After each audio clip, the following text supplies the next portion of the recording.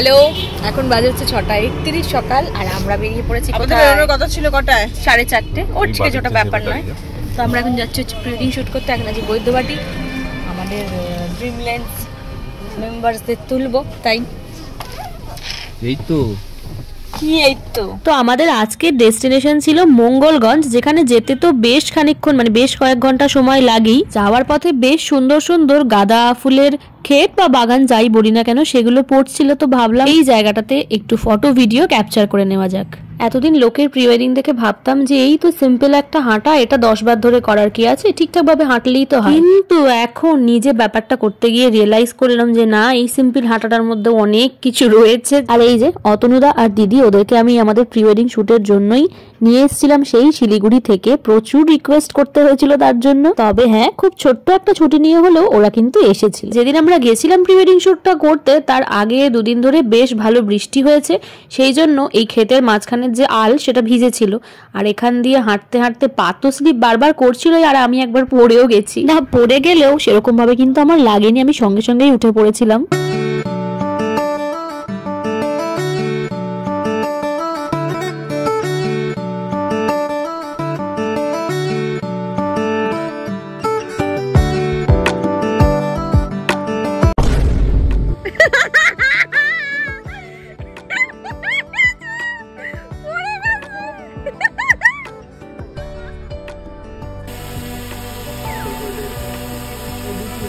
তো বেশ মজা করতে করতে আমরা পৌঁছে গেলাম ফাইনালি আমাদের লোকেশন মঙ্গলগঞ্জে। জায়গাটা বেশ সুন্দর, প্রি ওয়েডিং এর জন্য তো ভালোই, তবে এমনিও ঘুরতে যাওয়ার জন্য ভীষণ ভালো।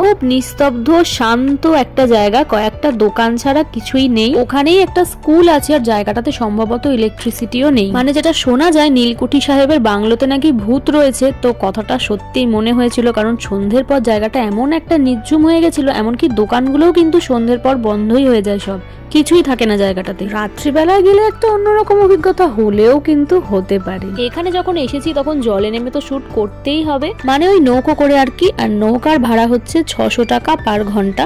আমাদের দুটো নৌকা নিয়েছিলাম আমরা, আর লেগেছিল সময় ওই 2 ঘন্টা মতন। প্রি ওয়েডিং শুটটা হচ্ছে আমার, কিন্তু এনার তো ব্যাপার আলাদাই। জায়গাটা দেখছো কতখানি সুন্দর, দুধারে কিন্তু পুরো জঙ্গল আর মাঝখানে এই নদীটা। যারা শান্ত নিরিবিলি সবুজ পরিবেশ ভালোবাসে তাদের কিন্তু একবেলা ঘুরতে গেলে ভীষণ ভালো লাগবে জায়গাটা। কেমন লাগছে? আমার তো দারুণ লাগছে। তোমার সবটাই খারাপ লাগছে ওই মহিলা। কেমন লাগছে? बढ़िया। আর যে ফটোগ্রাফার দাদা অ্যাসিস্ট্যান্ট, আরে শিলিগুড়ি থেকে যে দাদা এসেছে, একটু মুখটা দেখান দাদা। শিলিগুড়ি থেকে লাইভ করার লোক নিয়ে আসা হয়েছে। ঢোকাবো গ্রুপ, ঠিক আছে, গ্রুম এখন শট দেবে। কেমন লাগছে? ঠিক আছে, ভালো লাগছে। হ্যাঁ পারফেক্ট পারফেক্ট। এই প্রীতম লাইট होगा, কে সামনে দাঁড়িয়ে আছে? ঠিক না প্রীতম? এখানে আমাদের শুট চলছে জোর কদমে, কারণ খানিক পরেই সন্ধে নেমে যাবে। আর এই হচ্ছে সেই নীলকুঠি সাহেবের বাংলো যেখানে ভূত আছে বলে শোনা যায়। আজ হচ্ছে কারেক্ট 4:45, জাস্ট শেষ হলো আজকের মতো শট। এখন আমরা যাব হচ্ছে লাঞ্চ করতে। জাস্ট ভাবা যায় আমাদের শেষ দিন আজকে, আর ওরা যা করেছে আমাদের জন্য সত্যি জাস্ট কি করলাম। চলো তাহলে প্যাক আপ। আনবিলিভেবল। আমি খুলে ফেলবো কানের এই ঘড়ি প্যাক আপ তাহলে শিল্পা। ইয়েস, খুলে fail, pack up for today. এটা হচ্ছে আমাদের প্রি ওয়েডিং এর লাস্ট দিন, তো চলো যাওয়া যাক। 8টা, এখন বাজে 8টা পার হয়ে গেছে, আমরা খুব লেট হয়ে গেছি। আমরা এখন এসেছি হচ্ছে ময়দান। তো গুড মর্নিং এভরিওয়ান, আমরা আজকে এসেছি হচ্ছে ময়দানে। এটা হচ্ছে আমাদের প্রি ওয়েডিং এর সেকেন্ড দিন। খুব নয়েজ আছে, আমরা শুট করতে যাবো। আমাদের ফটোগ্রাফার অলরেডি চলে গেছে, সেখানে গিয়ে ওরা টেন্ট তো খাটিয়ে ফেলেছে এতক্ষণে, কিন্তু আমরা এখানে কি করছি সেটার ব্যাখ্যা দিতে পারবো না। ওরা ব্লগটা কন্টিনিউ করবে। আমি ভেবেছিলাম এখানে আমার ছবি তোলা হচ্ছে, কিন্তু পরে দেখলাম না, এটা একটা ভিডিও। কেমন তুলেছো দেখাও।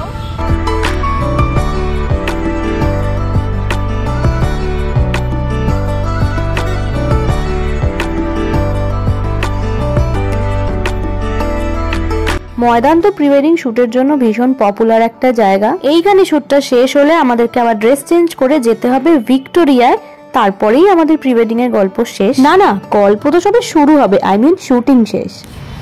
বাবা সেই যে সকালে একটা ভিডিও ক্লিপ নিয়েছিলাম, তারপর থেকে তো আর ক্লিপই নেওয়া হয়নি। তার মাঝখানে আমার ড্রেসও চেঞ্জ হয়ে গেছে। আমরা ময়দান থেকে চলেও এসেছি হচ্ছে এই যে ভিক্টোরিয়া, কি দেখাইতে যাচ্ছে না ইয়া। তো এখানেও এসে মোটামুটি শ্যুট এখন চলছে, হাফ তো হয়েই গেছে, পেছনে সবাই রয়েছে। আর আজকে দিদি আর অতনুদা, তোদেরকে খুব মিস করছি।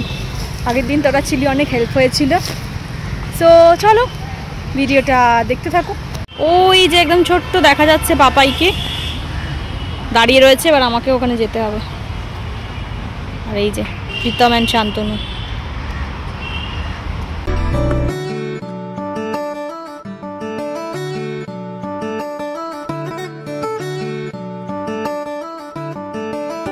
ছাতা নিয়ে এই শর্টগুলো করার জন্য আমি বিগত দুদিন ধরে সবার মাথা পুরো খারাপ করে রেখে দিচ্ছিলাম। ফাইনালি আমার ইচ্ছেটা পূরণ হলো। আর এটার আউটকামটা সত্যিই খুব সুন্দর এসছে। আমি তো ফোনে একটা জাস্ট ভিডিও করেছি, যখন ঠিকঠাক ভিডিওটা পাবো তখন তোমাদের সাথে শেয়ার তো করবোই।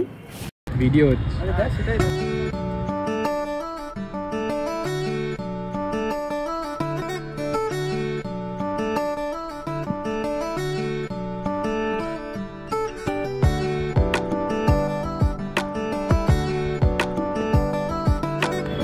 আজকে আমরা যত তাড়াতাড়ি কাজটা মিটবে বলে ধারণা করেছিলাম তার থেকেও অনেক তাড়াতাড়ি মিটে গেছে। তো চলো বাড়িতে চলেই এসেছি। আজকের মতন টাটা, দেখা হচ্ছে নেক্সট কোনো ভিডিওতে।